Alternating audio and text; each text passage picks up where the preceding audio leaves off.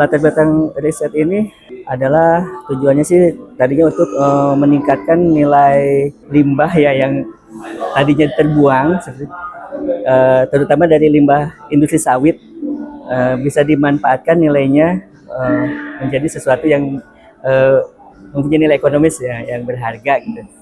Terutama kita awalnya menggunakan minyak kotor, sisa limbah dari sawit ya, minyak kotor, di mana minyak itu sudah sisa minyak yang dari itu sudah tercampur dengan sisa-sisa bahan lain yang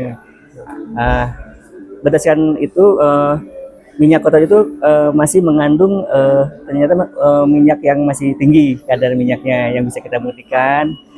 Dan dari ide seperti itu kita bisa manfaatkan untuk salah satunya pembuatan grease. Ide kita pembuatan grease berbahan dasar Miko. Ini Ya ini bentuk dari Miko ya yang kita ambil waktu itu di saluran pembuangan setelah pelepas sawitnya itu dipres kayak gitu. Terus habis itu ada sisa-sisaan yang mengalir bersama dengan airnya, jadi kita memanfaatkan limbah-limbah tersebut. prosesnya kita menggunakan litium ya, litium. Makanya kita sebutkan litium kompleks ya. Jadi berbasis litium sebagai katalisnya untuk pembuatan sabun litiumnya. Sabun litium nanti ada proses pemanasan, kita menggunakan microwave. Setelah mencapai suhu tertentu yang disyaratkan sehingga gugus fungsi yang kita harapkan menjadi ya tersintesis ya menjadi nanti baru kita campurkan dengan bahan-bahan tambahan lain. Jadi keunggulannya memang kalau kita melihat selama ini grease itu dibuat dari minyak mentah ya kayak gitu ya, minyak bumi kayak gitu ya. Itu memiliki concern terhadap lingkungan biasanya ya kayak karena sulitnya terurai ya, mencemari lingkungan seperti itu. Dan kita mengangkat agar ada suasana lebih hijaunya kayak gitu. Kita biodegradable ya. Ya, lebih biodegradable. Mudah terurai. Dan kita menggunakan minyak nabati. Iya, bahan alami.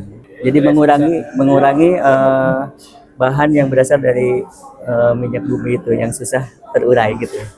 Diharapkan sih masuknya ke depannya food grade ya dengan mengurangi bahan-bahan tambahan yang untuk awal mungkin sepertinya belum ya untuk saat ini untuk bertujuan agar ini aja seperti biodegradable dan harga yang lebih murah itu aja dan pemanfaatan limbah itu aja untuk awalnya ya. Untuk kedepannya bisa yang utamanya sekarang itu kedepannya mungkin bisa dikurangi bahan-bahan aditif yang mungkin tidak yang kurang ya.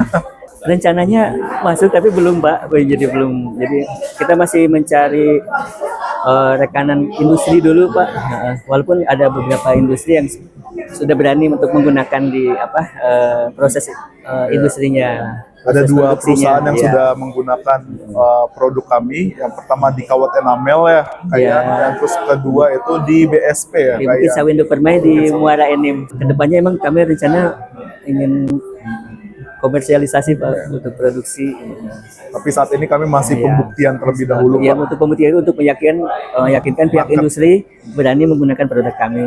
Ya, jadi kami waktu itu pengajuan dari tahun 2022 untuk pengajuan BPDPKS Grand Riset Sawit sampai 2024 waktu itu.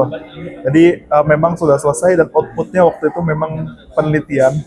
Jadi kami belum sampai tahap komersial gitu ya, sehingga memang untuk kedepannya kami akan mungkin lebih kedepannya ke komersial itu sih.